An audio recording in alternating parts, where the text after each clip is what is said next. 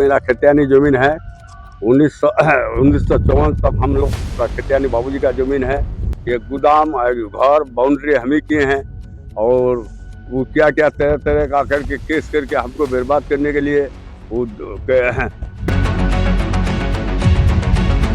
किशनगंज जिले के ठाकुरगंज निवासी मोहम्मद जैनुद्दीन उर्फ कोठी ने अपने पुश्तैनी जमीन को फर्जी और डुप्लीकेट दस्तावेजों के सहारे हड़पने की कोशिश का गंभीर आरोप लगाया है। उन्होंने विपक्षी पक्ष के शमसुद्दीन के परिवार और नईमा खातून के परिवार पर लगातार झूठे मुकदमे दर्ज कर प्रताड़ित करने का भी आरोप लगाया है। एक मेरा खतियानी जमीन है। 1954 तक हम लोग का खतियानी बाबूजी का जमीन है और बरसों से हम इस जमीन में दूध भर करके खा के आ रहे हैं। साल ये गोदाम घर बाउंड्री हम ही किए हैं और वो क्या क्या तरह तरह का करके केस करके हमको बर्बाद करने के लिए वो केस में झुला रखा है। आज तक केस उस जीतने पाया। एडीएम जीते, डीएम जीते, पुण्य कमिश्नर जीते, 6 बार 44 जीते। गलत ढंग से रसीद कटा रहा है, कटा करके हम लोग को हटाने का कस कर रहा है।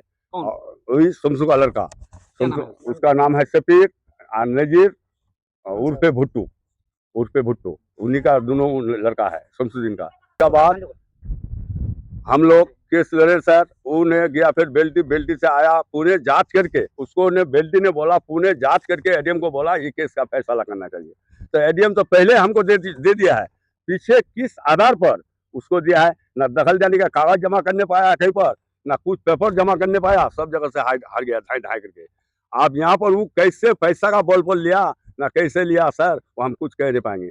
पीड़िता का कहना है कि कनकपुर मौजा के खेसरा संख्या 2133 सहित 42 खेसरों की जमीन पर उनके पिता दादा के समय से रैयती और खतियानी जमीन है।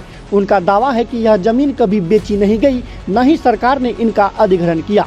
इसी जमीन पर उनका घर, गोदाम और 4 दीवारी बनी हुई है तथा उनका परिवार पिछले कई दशकों से कब्जे में रह रहे हैं।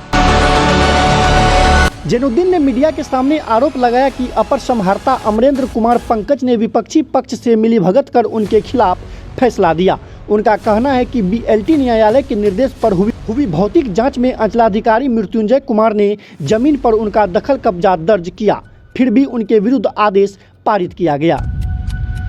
हम जमीन जब खरीदे थे उस टाइम हाल भी जो थे, दखल भी हमारा ये पोजीशन हमारा है। तो फिर घर बनाने के लिए वहाँ गए हम, तो घर बनाने नहीं दिया, सईद मोहम्मद ने रोक दिया, तो हम घर नहीं बनाए। फिर चले गए आवेदन लिखने के लिए, आवेदन लिख करके थाने पे भी दिए। थाने पे देने के बाद फिर सीओ साहब को भी दिए, दोनों को एक ही साथ और एक ही दिन दिए।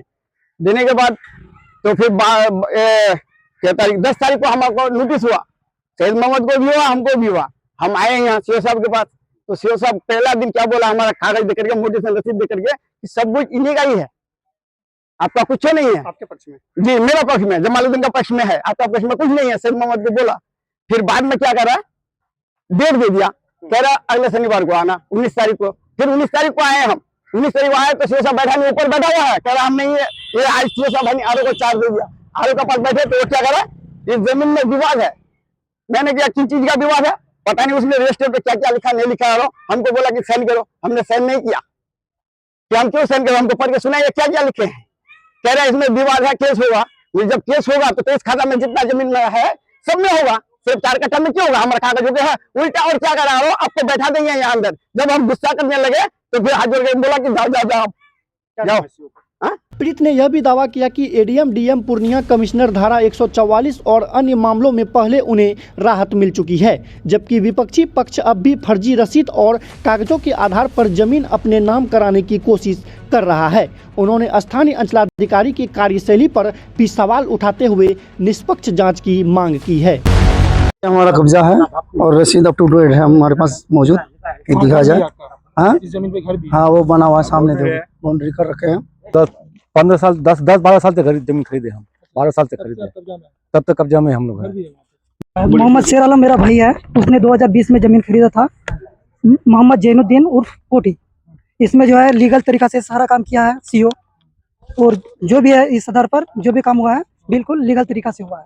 और जो भी जमीन तो हम लोग कब्जा में 2020 से है, इसमें कोई ये नहीं है। इसमें जो 2020 से पहले कितना साल से था वो जैनुद्दीन उर्फ कोठी के पास था। जैनुद्दीन से क्या है अभी जमीन, आपका जमीन का क्या है? हमारी जमीन है पिलर गाड़ी, इधर से घिरा हुआ है। हाँ घरा हुआ है 1.5 बीघा से।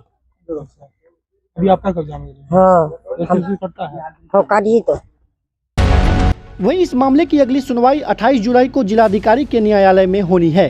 पीड़ित ने मुख्यमंत्री एवं राजस्व भूमि सुधार मंत्री सहित अन्य अधिकारियों से निष्पक्ष जांच और न्याय की गुहार लगाई है। वहीं अंचलाधिकारी मृत्युंजय कुमार ने बताया कि खेसरा संख्या 2133 की 184 डिसमिल भूमि पर जैनुद्दीन उर्फ कोठी का गोदाम और चारदीवारी बनी हुई है, जबकि उनकी अन्य जमीन पर उनके द्वारा पूर्व में बिक्री किए गए खरीदारों की दखल कब्जा है।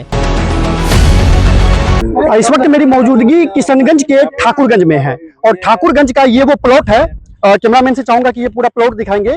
ये वो प्लॉट है जो कि लगातार यहाँ पर तमाम अधिकारियों का जो पक्ष है वो कहीं ना कहीं जमीन मालिक के जो है पक्ष में यहाँ पर दिया गया है और ये तमाम लोग हैं जो खरीदार है और इनके हाथ में इस जमीन का जो रसीद है वो रसीद भी इन लोगों के हाथ में है। लेकिन यहाँ पर साफ तौर पर कहा जाए तो लगातार जो विभागीय अधिकारियों का जो है यहाँ पर अनदेखा करते हुए जो है सीओ ने अपने तरफ से एक बड़ा घोटाला इस प्लॉट पे किया है। जहां तक कि अभी तक जो जानकारी मिली है दूसरे पक्ष के लोग भी जो है इसमें अपना आधिपत्य जमाना चाह रहे हैं, लेकिन उनके पास जो साक्ष्य कहीं ना कहीं यहाँ पर जो है इस जमीन से ये पुष्टि नहीं हो पा रहा है कि वो साक्ष्य उसके अधीन है। जबकि जो जमीन मालिक है मेरे पीछे, तो जमीन मालिक के पास जो भी कागजात है ये कागजात से जो है पूरी तरह से पता चलता है कि जमीन इनके नाम पर है। लेकिन लगातार यहाँ पर सीओ के द्वारा जो है अवैध रूप से जो है इस जमीन को अब तक जो है विवादित रखा गया है, जिससे ये तमाम लोग परेशान है।